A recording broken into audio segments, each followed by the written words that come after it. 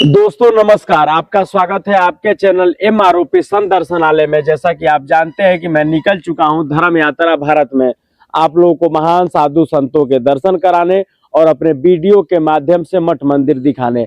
आज मैं आया हूं ओमकालेश्वर। ओमकालेश्वर मैं कहूंगा कैमरामैन से कि ओमकालेश्वर मार्ग में ही एक हनुमान जी का सिद्ध और प्राचीन मंदिर है और यहाँ पर एक शनिदेव भगवान का भी मंदिर है और यहाँ पर प्राचीन शिवलिंग है और गुरु जी द्वारा गौओं की भी सेवा की जाती है। आइए उस मंदिर का दर्शन करेंगे और उसके बाद गुरु जी से इस विषय में जानकारी प्राप्त करेंगे।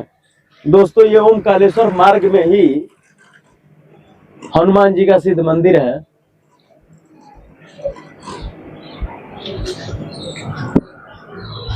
बहुत ही प्राचीन मंदिर है।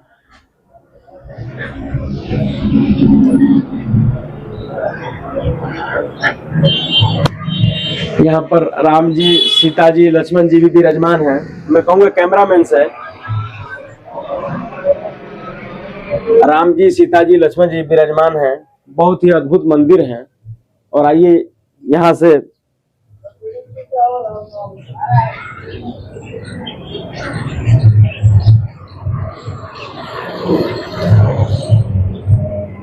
यहाँ शनिदेव भी विराजमान हैं। शनिदेव भगवान का यहाँ पर कई सालों से विराजमान है और यहाँ पर एक शिवलिंग है कमरेश्वर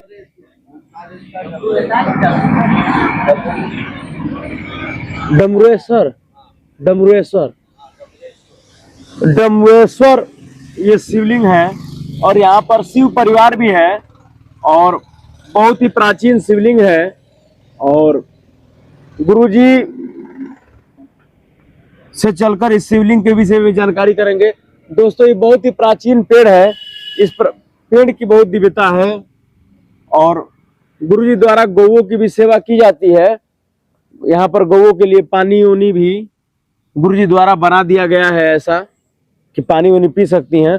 और गुरुजी की कुटिया देखिए, गुरुजी ऐसे कुटी में विराजते हैं।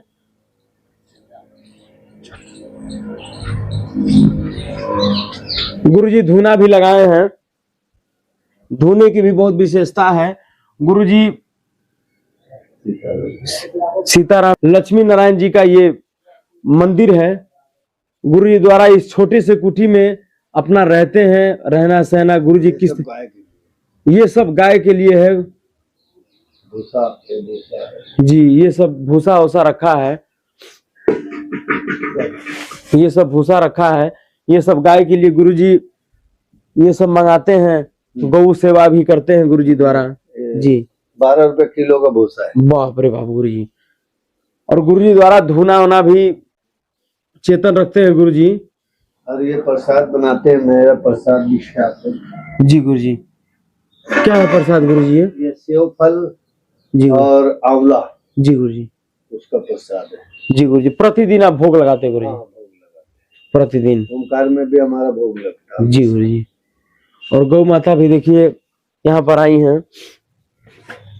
दोस्तों गुरुजी के मन में ऐसा क्या विचार उत्पन्न हो गया कि इन पहाड़ों में रहने लगे, इन पहाड़ों में रहने लगे, ऐसे कुटी में रहने लगे और गौ माता की सेवा करने लगे। यहाँ पर कोई ऐसा गुरुजी के पास बड़ा सिस्टम तो है नहीं, लेकिन इनके मन में क्या विचार उत्पन्न हो गया कि हनुमान जी की सेवा करने लगे, शनिदेव भगवान की सेवा करने लगे, ये प्राचीन शिवलिंग की सेवा करने लगे। आइए गुरुजी से इस विषय में जानकारी प्राप्त करते हैं। ओम नमो नारायण गुरुजी। सीताराम गुरुजी।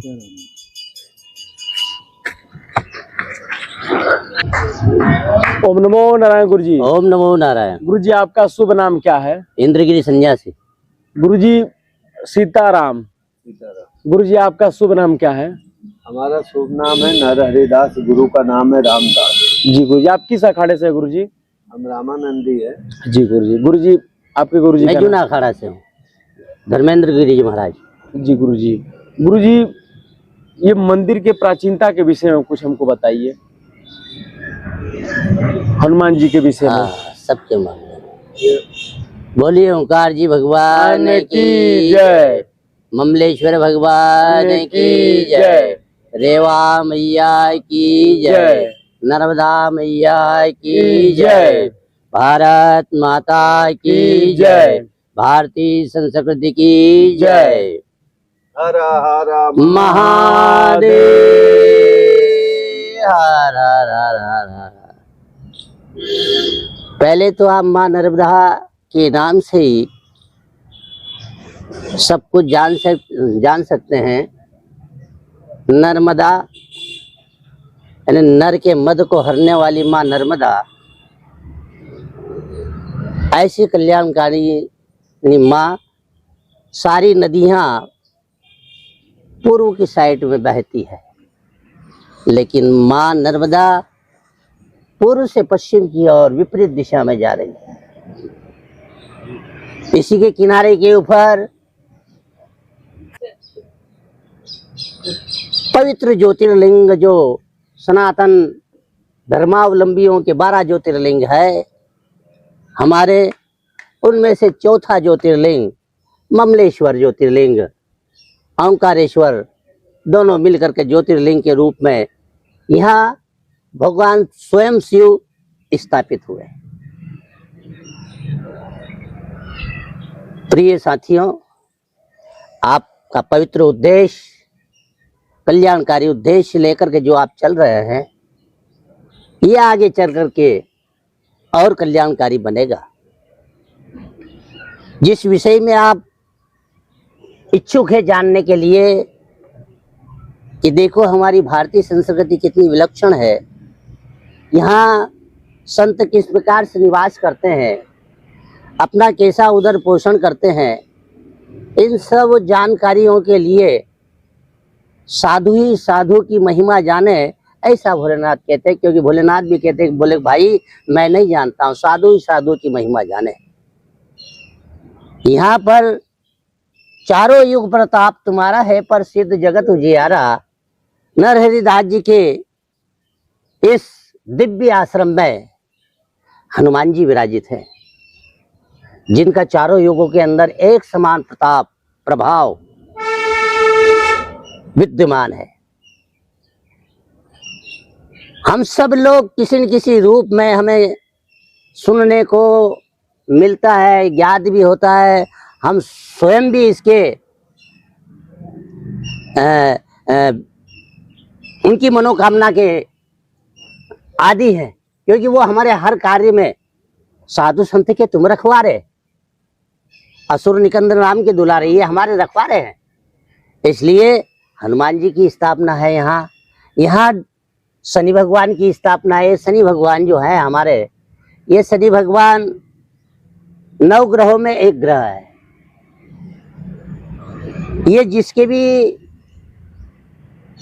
राशि पर जाते हैं, कई लोगों का तो कल्याण हो जाता है और कई लोगों का कल्याण न होते हुए कष्ट भोगते हैं। कष्ट भोगने का तात्पर्य एक ही होता है, वो अन्यायवादी होते हैं, गलत कर्म में लिप्त होते हैं। जी गुरुजी। क्योंकि न्याय की देवता है, न्यायवित्त है, न्याय शनि भगवान हमारे। वो उन लोगों को दंड जरूर देते हैं, लेकिन जिनका कल्याण होता है वो कल्याणकारी हमेशा परोपकार में रत रहते हैं। बहुजन हिताय बहुजन सुखाय है। यहाँ इस लोक में भी कल्याणकारी हो और हम जहाँ भी जाएं वहाँ भी कल्याणकारी बने रहें, यही शनि भगवान हम सब लोगों से चाहते भी हैं। मानव जीवन बड़ा दुर्लभ है, इसलिए हे मानव, तुम अपनी मानवता को पहचानते हुए चलो। आपकी मानवता का तात्पर्य ये है कि आपके चलने से, बोलने से, बैठने से, उठने से किसी प्रकार का किसी को भी, किसी जीव मात्र को कष्ट ना हो। यही हम लोगों का, सन्यासियों का, त्यागियों का और दास महात्माओं का यही उद्देश्य होता है। हम मन, कर्म और वचन के द्वारा किसी को कष्ट नहीं पहुंचाना चाहते हैं। सभी का उद्धार हो, सभी को मोक्ष मिले, सभी आनंद में रहे, सभी सुखी रहे, सभी समृद्ध रहे, ये हम लोगों की भावनाएं होती है। हम चाहे भस्म लपेटे या बगैर वस्त्र से रहे, लेकिन हमारे इस मुल्क में सब वस्त्रधारी हो, एक से एक अच्छे कीमती वस्त्र धारण करें, सबके श्रेष्ठ विचार हो। भारत भूमि हमेशा से सज्जनों की और गुरु भूमि रही है। यहाँ की महिमा इतिहास और पुराणों में आज से नहीं, कई वर्षों पुरानी हमारे ऋषि मुनि महात्मा ये उद्धृत करते आए हैं कि यहाँ की भूमि हमेशा से विश्व का कल्याण हो, प्राणियों में सद्भावना हो। यही हमारा उद्घोष रहा है, धर्म की जय हो। लेकिन हमने अधर्म का नाश हो ये जरूर कहा है। क्यों कहा है? क्योंकि अधर्मियों का कहीं से कहीं तक भी परमात्मा की जो रचना है उस रचना से वो विपरीत है। जो औरों को कष्ट देता है कैसे सुख पा सकेगा? नहीं पा सकता है। इसलिए यहाँ पर शनि भगवान का दिव्य मूर्ति विराजमान है। यहाँ लोग बाग आकर के तेल चढ़ाते हैं, मुरादे करते हैं और मुराद प्राप्त भी करते हैं, अच्छे फल उनको प्राप्त होते हैं। कई लोग यहाँ आकर के शनि महाराज से मन्नत मांगते हैं, हनुमान जी से भी मन्नत मांगते हैं, ये कार्य उनका सिद्ध होता है। इन सबों का विश्व विधाता डमरेश्वर महादेव, जिस डमरेश्वर महादेव ने अपने डमरू के द्वारा 64 कला, 10 विद्याएं, ये सब प्रकट किया है अपने डमरू से। अलग से प्रकट नहीं हुआ है, डमरू से प्रकट किया है। इसलिए डमरेश्वर महादेव की स्थापना यह हमारे नर हरिदास जी के द्वारा की गई। 12 ज्योतिर्लिंग का डमरेश्वर। डमरेश्वर। प्रिय साथियों, ये सारा के सारा इस भारत भूमि की हमारी जो महिमा है, ये महिमा, यहाँ पहली बात तो ये देवता भी आने के लिए तरसते हैं। और ये जो भूमि है हमारी, यहाँ हमने 3 लोगों की कल्पना नहीं, ये वास्तविकता भी है। यहाँ शिवलोक है, यहाँ पर विष्णुपुरी है, यहाँ ब्रह्मपुरी है। तीनों पुरियों का यहाँ समावेश है अलग अलग। और तीनों पुरियों के समावेश से तीनों पुरियों के महामानव परम पूज्य, जिसको कहते पराकाष्ठा तपस्या की, त्याग की, महिमा, भजन की, यहाँ वारी और न्यारी है। आप किसी भी महात्मा के आश्रम में जाइए, वह कहीं जप करता हुआ मिलेगा, तप करता हुआ मिलेगा, भजन करता हुआ मिलेगा, पूजन करता हुआ मिलेगा, आरती करता हुआ मिलेगा। कोई किसी प्रकार से फ्यूल या व्यर्थ नहीं है। हमारे यहाँ जिस प्रकार से मानव की महिमा उन देवताओं ने बखानी है कि बड़े भाग्य मानुष तन पावा, सुर नर मुनि ग्रंथन जन गावा। बहुत बड़े भाग्य से ये मनुष्य जीवन प्राप्त होता है और ये ग्रंथों ने और देवताओं ने गायन किया है इसका। इसलिए हम सब लोगों का कर्तव्य हो जाता है, इस पुण्य भूमि के ऊपर अगर हम पैदा हुए हैं तो हमारे कर्तव्य और अच्छे होना चाहिए, आदर्श होना चाहिए, ताकि हम पुनरपि जन्मनम पुनरपि मरणम से बचे।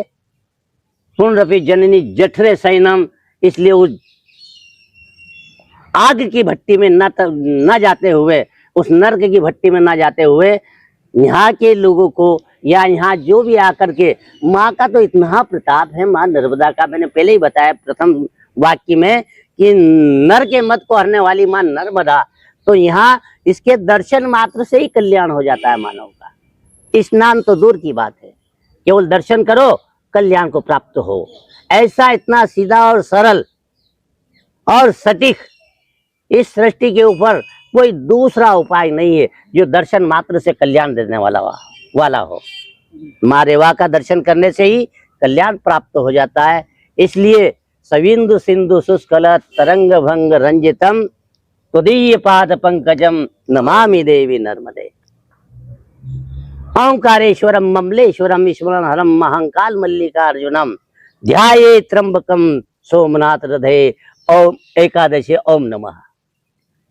ये हमारे संपूर्ण तीर्थों में तीर्थ है और आप लोगों की भाग्य की मैं सराहना करते हुए परमात्मा से प्रार्थना करता हूँ कि हे प्रभु, हे डमरेश्वर महादेव, हे शनि भगवान, हे हनुमान जी, इन लोगों का पवित्र उद्देश्य ये पूर्ण हो, सफल हो। यही इन्हीं मनोकामनाओं के साथ में मैं अपनी वाणी को विराम देता हूँ। जय महाकाल।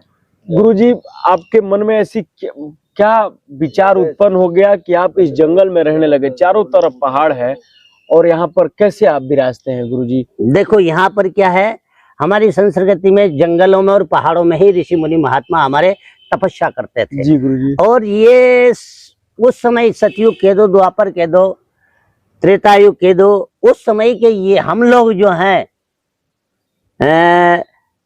सेना समझ लो। जी गुरुजी। इस पवित्र भारत भूमि की रक्षा करने के लिए हम लोग सैनिक थे। जी गुरुजी। धर्म सैनिक, धर्म की, क्यों भारत भूमि संपूर्ण धर्ममयी है। यहाँ अधर्मियों का कोई स्थान नहीं है। अगर यहाँ अधर्मी पनपता भी है तो यहाँ भगवान अपनी शक्ति प्रदान करके उसको निगलेक्ट कर देते हैं या उसका संहार कर देते हैं। इसलिए हम लोग जो हैं, यहाँ हमारा एक सूक्ष्म विज्ञान है। भस्मी चढ़ाने से मानव दिव्यता को प्राप्त होता है, उसमें दिव्यता आ जाती है। वो आगे की सोच लेता है और बता देता है कि तुम्हारा भविष्य क्या है, तुम कहाँ से आए हो। ये हमारी भभूत में, जो कहते हैं ना भोलेनाथ के मामले में कि चिमटी भर भभूत में कुबेर का खजाना है। क्यों आते साधुओं के चरणों में, क्यों गिरते, क्यों भभूत के लिए ललायत होते हैं? क्योंकि वो चिमटी भर भभूत अगर मिल गया, अगर उसकी दृष्टि तुम्हारे ऊपर पड़ गई तो कल्याणकारी हो जाएगी। इसी उद्देश्य के साथ में हम सब लोग जंगलों में निवासी हैं, लेकिन जंगलों को भी आजकल तो नगर बना लिया है। सब दूर कहाँ ऐसी जगह है जहाँ संत एकांत में निवास करे। अब तो क्या है, मन मंदिर ही एकांत है। इसलिए मन के अंदर ही, चाहे समूह में हो चाहे भीड़ में हो, लेकिन अपनी आत्मा को इतना विशाल कर ले कि मैं एकांत में ही हूँ। मैं जो भी कर रहा हूँ वो प्रभु के लिए कर रहा हूँ, जो भी हो रहा है इस प्रभु के लिए हो रहा है। मेरा तो कुछ नहीं, सब तुम्हारा ही तुम्हारा है प्रभु, सब तुमको ही अर्पित है। गुरुजी, साधु संत गौ माता की सेवा क्यों करते हैं?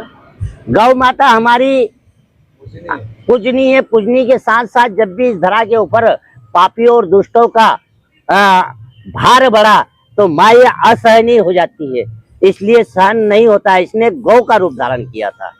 ये धरती है, इसीलिए हम गाय को धरती भी कहते हैं, धरित्री। तो ये गौ का रूप धारण करके क्षीर सागर निवासी भगवान विष्णु के पास में सब देवी देवता इनके साथ चले, ऋषि मुनि महात्मा चले और भगवान से प्रार्थना की कि हे प्रभु, अब हमसे असहनीय ये सहन नहीं होता प्रभु, अब इन दुष्टों का भार हरण कीजिए, अब इनका उद्धार कीजिए या इनको हटा दीजिए यहाँ से, मैं भार सहन नहीं कर सकती हूँ। तब भगवान ने कहा कि मैं निश्चित रूप से अवतार लूंगा। तो राम का अवतार, कृष्ण का अवतार, दशों अवतार जो हमारे हैं, इन अवतारों के द्वारा उन आतताइयों का विनाश किया, पुनः धर्म की स्थापना की। इसलिए यहाँ धर्मो सर्वोपरि है। धर्मो रक्षति रक्षति, धर्मो धर्मः रक्षतिः। जो धर्म की रक्षा करता है उसकी धर्म स्वतः रक्षा करने लग जाता है। इसलिए हमारा विज्ञान है। और विज्ञान क्या, सृष्टि के अंदर जितना भी जाइए, आप किसी भी मुल्क में जाइए, सारे मुल्कों के अंदर केवल एक ही गूंज सुनाई देगी, भारत माता। क्योंकि भारत माता की जय सृष्टि के अंदर दूसरी जगह कहीं नहीं बोली जाती है। केवल हम ही लोग ऐसे हैं जो भारत माता की जय। यहाँ नदियों को माता कहते हैं, यहाँ पत्थरों को पूजा जाता है, यहाँ पहाड़ों को पूजा जाता है, वृक्षों को पूजा जाता है। हम प्रकृति पूजक लोग हैं और प्रकृति में हमारा अटूट विश्वास है। प्रकृति अगर जो सक्षम है तो हम सक्षम है, प्रकृति हमारी सक्षम नहीं है तो हम भी सक्षम नहीं है। प्रकृति ताकतवर है संपन्न है तो सारी चीज हम दुनिया की ले सकते हैं, संग्रह कर सकते हैं, ला सकते हैं या उनको हम दे सकते हैं। आज देखिए वर्तमान हालत बड़ी शुभ है, अच्छी है। आज वर्तमान जो भारत में जो शासक है, शासन करने वाले लोग हैं, ये सारे संसार को अपने यहाँ से अन्न प्रदान कर रहे हैं, सारे विश्व को। ऐसा कई राष्ट्र नहीं है जहाँ अन्न भारत खाना जाता हो, जहाँ अन्न और वो अन्न अन्नम ब्रह्म, जिस अन्न को प्राप्त करने से आज सारी सृष्टि के अंदर सुविचार पैदा हो रहे हैं, अच्छे विचार पैदा हो रहे हैं। हमारे यहाँ का जल दुनिया के अंदर जाता, कहीं जगह जल नहीं है, लेकिन भारत से ही जल जाता है। आज वो इस जल को पी करके उनकी वाणी पवित्र कर रहे हैं। आज क्यों संगठित? तो पहले भी विश्व गुरु था भारत, आज भी विश्व गुरु रहेगा और पहले भी रहा, आज भी है और रहेगा भी। सही, दुनिया चाहे कुछ भी हो जाए, भौतिक उत्पादन कितना ही प्राप्त कर ले, लेकिन हमारे पास में भी भौतिक उत्पादन कोई कम नहीं है। हमारे यहाँ भी वैज्ञानिक, इंजीनियर जो भी है, रिसर्च करता, जिसे हम ऋषि कहते थे ना, ऋषि वही रिसर्च करता, वैज्ञानिक थे हमारे ऋषि और मुनि। आज ये ऋषि और मुनियों की धरती है, हम सब लोग इसे नमन करें, प्रणाम करें। वंदे मातरम। गुरुजी, एक यहाँ पर इस आश्रम में एक प्राचीन पेड़ है, उस पेड़ की क्या विशेषता है गुरुजी? इस पेड़ को कहते हैं इमली। इमली का पेड़ गुरुजी? हाँ, ये इमली का पेड़ है। अगर किसी का प्रोग्राम अगर फेल करवाना हो, नाच गाने वाला है, कोई भजन गायक वालों का, तो एक इमली ले करके बैठ जाइए और उसको बता दीजिए, वो गा नहीं पाएगा, उसको पानी लाल टपकने लग जाएगी। इस पेड़ की ऐसी दिक्कत? हाँ, ये खासियत है इसमें, इसकी हरी इमली खाने से जी, हाँ, बोलने में पानी आ जाता है, पानी आ जाता है जी गुरुजी। खाने की तो बात दूर है जी। बोलने में हरी इमली को प्राप्त करने से उसकी इंद्री शीतल हो जाती है। इंद्री शीतल का मतलब गुरुजी? आपकी इंद्रियां है ना, कितनी 10 इंद्रियां हैं। अच्छा। हाँ, उन 10 इंद्रियों में जो मेन इंद्रिय होते हैं, जिसको कहते हैं लिंग और योनि, ये उत्तेजित नहीं होते हैं और शांत रहते हैं। इस पेड़ की खासियत है। गुरुजी, इस स्थान पे कोई चमत्कार जो आपने साक्षात दर्शन किया हो? देखो, इस आश्रम के साक्षात्कार में और चमत्कार के मामले में बोलूं, मेरे को कम से कम 10 साल का अनुभव है यहाँ का। और 10 साल में इस साल जो है, कम से कम महीने 2 महीने से 4 महीने से ना महाराज जी, मैं यहाँ सतत आता रहता हूँ। यहाँ महाराज जी की जो व्यवस्था है, बिल्कुल कोई स्वार्थ नहीं, निश्चल भाव, कोई किसी प्रकार का कोई राग द्वेष नहीं। किसकी गाय है, कहाँ आकर के ये भूसा लाते, 2-4 हजार 5 हजार रुपए का, अरे और उन्हें भूसा खिलाते हैं, मारूंगा अन्न कुत्तों को खिलाते हैं, बंदरों को खिलाते हैं। सारे पशु पंछी मानव सभी का यहाँ स्वागत होता है। इन्हें अगर ये चाहते तो इन लोगों का बचाव करके यहाँ भी टाइल्स लगा सकते थे, लेकिन नहीं। ये परमात्मा केवल जीवों का कैसे कल्याण हो, इन्हें कोई एक लोटे दूध की आवश्यकता थोड़ी, क्या ये खुद दूध खरीदते हैं, लेकिन गायों को कहीं से आ जाए, गायों की अनन्य भाव से सेवा होती है। इसलिए मैं ऐसे नर हरिदास को बारंबार प्रणाम करता हूँ, नमस्कार करता हूँ, ताकि ये श्रेष्ठ कार्य और बढ़ता रहे, चलता रहे। ओम नमो नारायण। गुरुजी, कोई अपने भक्तों को, हमारे दर्शकों को कोई आपका आशीर्वचन गुरुजी? आशीर्वचन देखो, मां नर्मदा के तट पर हो, ये तो नर के मत को हरने वाली माँ है। आप सब लोग अपने जीवन कल्याण के लिए, अपने परिवार कल्याण के लिए, अपने राष्ट्र कल्याण के लिए आप हमेशा सतत इस प्रकार के कार्य में आगे बढ़ते रहें। यही हमारा आशीर्वाद है, यही हमारी शुभकामना आप लोगों के साथ में जुड़ी हुई है। प्रभु आपका कष्ट हरे, आपका को संकट में ना डाले और हमेशा आपका मार्ग प्रशस्त होता रहे। इन्हीं शुभ मंगल कामनाओं के साथ में ओम नमो नारायण। गुरुजी, कोई यहाँ आना चाहे, कोई आपसे मिलना चाहे, तो वो कैसे आ सकता है और कैसे मिल सकता है? देश और विदेश यहाँ कैसे आ सकता है? देखो, गोस्वामी तुलसीदास जी ने बहुत बढ़िया चौपाई कही, उत्तरकांड की चौपाई है ये, इसको ध्यान से आप सुने। संत मिलन को चालिए तज माया अभिमान, जो पग आगे धरा त्यों त्यों यज्ञ समान।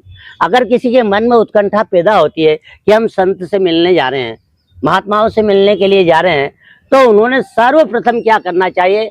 तज माया अभिमान का तात्पर्य होता है हम हमारे पद प्रतिष्ठा, हम जो भी है उसे वहीं रख करके आए, दूर रख करके आए। जैसे जूते बाहर उतारे जाते हैं कि नहीं, उस प्रकार से हम चाहे पटेल हो, चाहे कलेक्टर हो, चाहे एसपी हो, चाहे जो भी हो, वो पद हमारा बाहर रहना चाहिए और निर्मल मन होकर के संत के दर्शन के लिए आना चाहिए। तभी वो शुभ आशीष का प्राप्त कर सकता है, तभी वो पात्र बन सकता है। वरना अगर पद प्रतिष्ठा लेकर के आया है तो उसको नमन कौन करेगा? हमको करना पड़ेगा, तो उसको पाप लगेगा, उसका कल्याण होगा, उसका दो जख में गिरेगा, नरक में जाएगा वो। इसलिए संत मिलन के लिए गोस्वामी तुलसीदास जी ने जो श्रेष्ठ ये चौपाई कही है, इसके आधार पर हर व्यक्ति रामायण पढ़ता है, लेकिन तज माया अभिमान करके कोई साधु के पास में नहीं जाता, सब अभिमान के साथ ही जाते हैं। इसलिए मेरा आप लोगों से अनुरोध है कि आप कभी भी जाइए तो किसी प्रकार का अभिमान लेकर के ना जाइए, निर्मल मन होकर के उनसे पूछिए, वो सब कुछ खोल करके रख देंगे। उनके अंदर जो भी होगा वो आपसे कोई किसी प्रकार का छिपाव नहीं रखेंगे। ये मैं परम विश्वास के साथ में कहता हूँ। गुरुजी, इस आश्रम का नाम क्या है? ये गौ आश्रम है, गौ आश्रम। ओमकालेश्वर मार्ग में ये गौ आश्रम है। हनुमान मंदिर। किस ओमकालेश्वर मार्ग में ये गौ आश्रम हनुमान मंदिर के नाम से विख्यात और प्रसिद्ध है और बहुत ही सिद्ध मंदिर है। गुरुजी को बातें सुनकर, गुरुजी की वाणी सुनकर मन बहुत प्रसन्न हुआ। इसी बात पे अपनी वाणी को विराम करते हैं। गुरुजी ओम नमो नारायण। खुश रहो बेटा। गुरुजी सीताराम।